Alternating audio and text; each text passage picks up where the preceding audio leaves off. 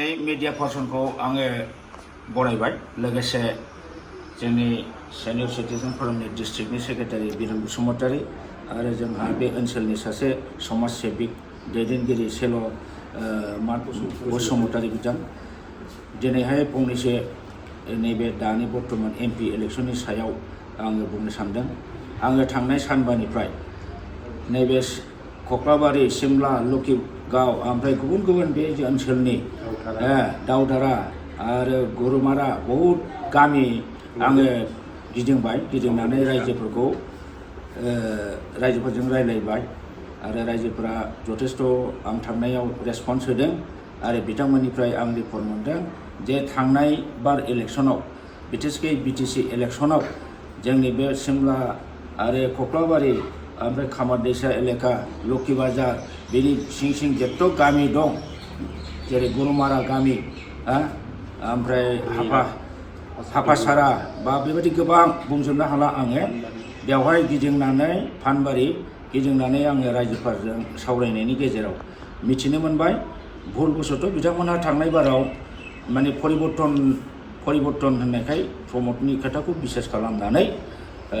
इउपिपिएलनि ट्रेक्टराव माबा होदोंमोन भटखौ होदोंमोन। नाथाय आङो दिनै बे सानबायाव गिदिंनानै बे एलेकायाव सिमला बाजार एलेका कक्लाबारि गुबुन गुबुन जायगायाव गिदिंनानै मिथिबाय आङो जे रायजोफ्रा प्रमद बर'नि बै परिबर्तननि स्ल'गानाव न'खर न'खर साख्रि होनो होननाय बन दानग्राफोरनो साख्रि फैसा होनो होननाय गासिबो बे एसुरेन्स होदोंमोन प्रमद बर'आ गावनि खोथा होनाय एसुरेन्सखौ दिनै मोनसेबो बे 3 बोसोराव मावफुंनो हायाखै। बेनिखायनो रायजोफ्राबो दिनै नुजोब्बाय बुजिजोब्बाय। बेनिफ्राय बिथांमोनहा फोरमायदों जे दाखालि माने जेनाखि परिबर्तन स्ल'गानजों जोंखौ थगायनानै लांदोंमोन नाथाय जों दा बुजिनो मोनबाय जे इउपिपिएल सरकारा दानि प्रमद बर' दैदेननाय इउपिपिएल सरकारा बिटिआर सरकारा खुनु धरननि बै जे गावसोर बुंबोनाय खोथा होबोनाय बेखौ मोनसेबो मावफुंनो हायाखै होननानै रायजो राजाया फोरमायदों आरो बिथांमोनहा एबार माने ट्रेक्टरखौ गारनानै माने बिपिएफनि नांगोल सुबियावनो भटखौ होजोबगोन होननानै बिथांमोनहा प्रकाश खालामदों फोरमायदों। बेनिफ्राय आंबो मोनदांबाय जे एबार बिपिएफनि केन्डिडेट खाम्फा बरगयारि बिथांनि नांगोल सावगारियावनो बे ओनसोला सिमला कक्लाबारि आरो खामारदैसा बा गुबुन गुबुन गामिफोर दङ। दा बे गामिनि रायजो राजाया एबार नांगोलनि छबियावनो भट होगोन। दा बे बाथ्राया दिनै रायजोफ्रा जे फिल खालामबाय प्रमद बर'आ जे हारिखौ बिराद थगायबाय परिबर्तननि नामाव बे मोनसेबो खोथा लाखिनो हायाखै। नंखायनो दिनै प्रमद बर'खौ रायजोआ नेवसिबाय। जोंनि बे गिदिंनायाव जों बेखौनो फुराभाबै मोनदांबाय आरो जोङो खबर मोनदों दरं उदालगुरियावबो जोंनि गोबां बर' मानसिया माने बिपिएफनि केन्डिडेट जोंहा दुर्गा दास बर' बिथांनो भट होदों, मुस्लिम कमिटिया होदों आरो गोबां कमिउनिटिया भट होदों। दा दुर्गा दास बर' बिथाङा उदालगुरि दरं समष्टिनिफ्राय उदालगुरि बे समष्टिनिफ्राय एकदम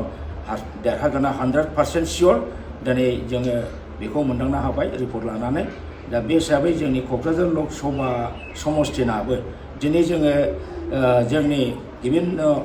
साइड बाय साइड बिभिन्न डिस्ट्रिक्टआव जोंहा मानसि दङ बिसोरनिफ्राय रिपर्ट मोनबाय बिसोरखौ मुस्लिम कमिटिनि मास्टार टास्टार ससियेल वार्कार जेसेबां दङ बे क'क्राझार लकसभा समष्टियाव बिथांमोनहाबो बिपिएफनो 70निफ्राय 80% भट होगोनखौ बिथांमोनहा एसुरेन्स होबाय। राजबंशीनिफ्राय जोङो 40% मोनगोन आरो आदिबासिनिफ्रायबो टटेल आदिबासिनि बिदिनो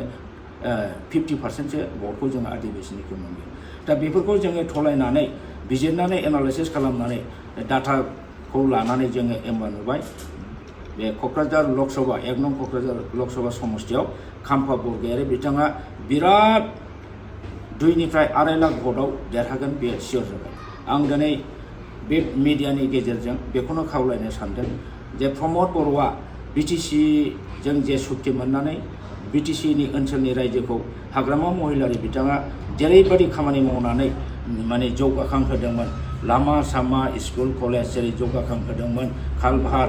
बानायदोंमोन लामा बानायदोंमोन। दा बेफोरखौ रायजोआ दिनै मिथिगौ। दा आंनि सिगाङाव आं जे गामियाव गिदिंदों बे गामिनि रायजो राजाफ्रा होनदों जों भुलाव थांनाय बाराव माने ट्रेक्टराव होफ्लांबाय परिबर्तन होननायखाय न'खर साख्रि होगोन होननायखाय दा एइबार खिन्थु जों बुजिबाय एइबार जोङो ट्रेक्टराव भट होआ बिथांमोना स्पष्ट बुंदों एइबार जोङो थांनाय बाराव UPPLनो ट्रेक्टराव होदोंबाबो एइबार होआ दा बिनिफ्राय जोङो फोरमान मोनबाय जे BPFनि पजिशना बहुत मोजाङाव दं आरो गुबुन कमिउनिटिया बे BPFनि हाग्रामा महिला बिथांखौ सापर्ट होदों आरो बिथांनि केन्डिडेट खाम्फा बरगयारिखौ भट होनानै प्राय 2.5-3 लाख डिफारेन्सआव देरहाहोनो दिनै साखाफारा जादों। BTC ओनसोलाव जाय गुबुन हारिफोर दङ बयखौबो आं खावलायगोन जे एइबार BTCखौ रक्षा खालामनो BTCनि BTCखौ रैखा खालामनो थाखाय बा बर' हारिखौ रैखा खालामनो थाखाय दिनै जोंहा BTCखौ रैखा खालामनांगौ 6 शिड्युलखौ जाय 6 शिड्युलखौ प्रमद बर'आ दंस' खालामदों दा बे दंस' जानायखौ बोखांफिननो थाखाय जोङो गासिबो बर' जाथियानो BTC 6 शिड्युलखौ रैखा खालामनायनि नामाव जाय 6 शिड्युला जोंनो रक्षनाबेक्षन होदों कनस्टिटिउसनेल सेफगार्ड होदों बे कनस्टिटिउसनेल सेफगार्ड होनाय जेनाखि BTC एक्ट बे BTC एक्टखौ रैखा खालामफिननो थाखाय बर'नि मान सन्मानखौ लाखिफिननो थाखाय आं बयबो रायजो राजाखौ अल बड' सिनियर सिटिजेन्स फरामनि जानानै आङो खावलायबाय जाहाथे नोंथांमोनहा BTC एकर्ड BTR एकर्ड मोननैखौबो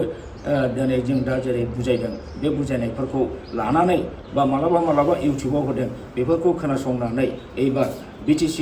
रैखा खालामनो थाखाय 6 शिड्युलखौ रैखा खालामनो थाखाय सोरगिदिं जेरैबो उन्नति लाबोनो थाखाय आरो बयबो शान्तियै रायजो जानो थाखाय BPFनि नांगाल सबियाव एइबार भट होनो थाखाय आङो साफ्रोमबो रायजो राजाखौ खावलायबाय भुलावबो BPFनि बादै दस्रा पार्टिनो जाहाथे भट होआ UPPLआथ' जेनखाबायानोसै जोंनि बर' रायजो राजा बा हारसा रायजो राजा BTC ओनसोलाव जाय बिथांमोना थादों गासिबो धोरोमनि मानसि गासिबो हारिखौनो आङो BPFनि नांगाल सबियाव भट होनानै खाम्फा बरगयारिखौ देरहासार खालामनो थाखाय आङो खावलायबाय गोजोन्थों।